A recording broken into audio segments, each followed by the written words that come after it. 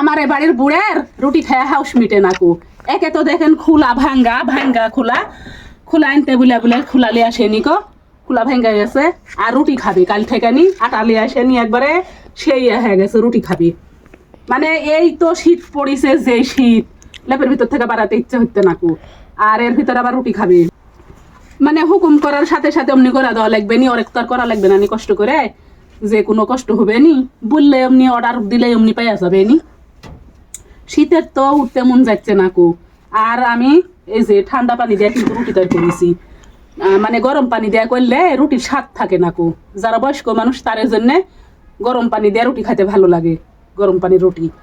তো শীতের সময় কারা কারা এই গরম গরম রুটি বানায় খান অবশ্যই জানাবেন। কষ্ট করে করতে পারলে খাতে শান্তি আছে।